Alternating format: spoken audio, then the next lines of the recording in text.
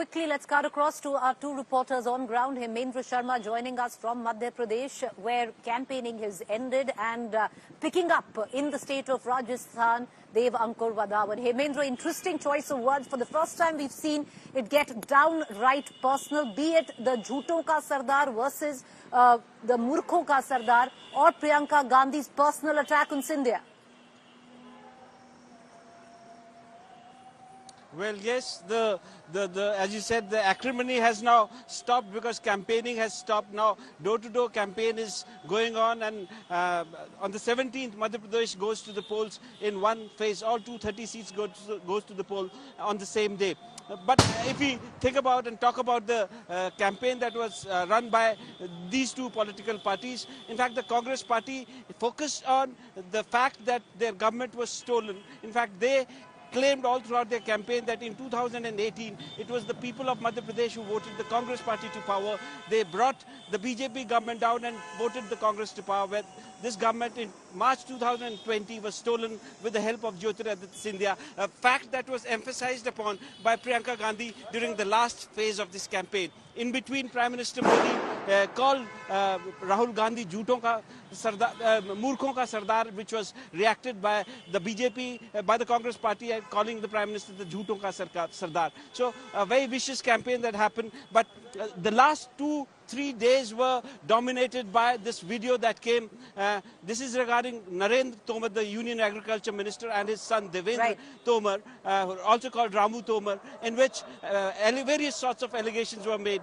First two installments of the video, only money transfer was talked about, but in the final installment of the video that came at the very end of this campaign, a man from Canada claimed that it is a scam worth 10,000 crore rupees. Mining money was shifted, and the money was being routed through religious places of worship also. So overall, the BJP cornered in the final phase, but the BJP, as you know, with its strength, going to town, alleging various sorts of things against the Congress as well. All right, well, the campaigning has died down or come to an end, curtains down on electioneering in Madhya Pradesh, but picking up in Rajasthan day. And for the first time, the kind of language we are beginning to see in Rajasthan is all gloves off. It's getting personal even in the state of Rajasthan. Extremely vicious, Preeti, and downright personal. It is quite apparent that the BJP, which is the principal opposition party in Rajasthan, wants to rely on rhetoric rather than real issues.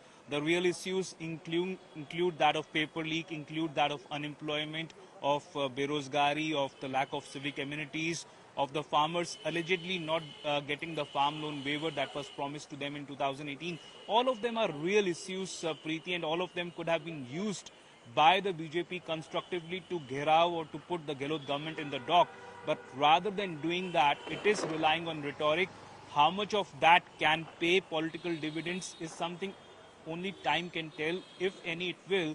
But for the time being, it seems that from using terms like pappu or feku, the political rhetoric has progressed on to terms such as, or phrases such as Jhuto ka Sardar and Moorkhon ka Sardar.